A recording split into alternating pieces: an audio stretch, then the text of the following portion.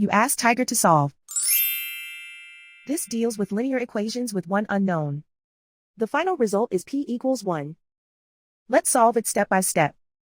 Simplify the expression. Expand the parentheses. Simplify the arithmetic. Group all constants on the right side of the equation. Subtract 9 from both sides. Simplify the arithmetic.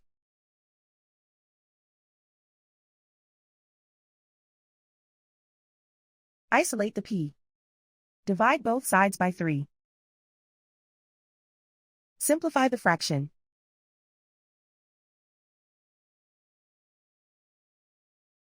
And so the final result is p equals 1.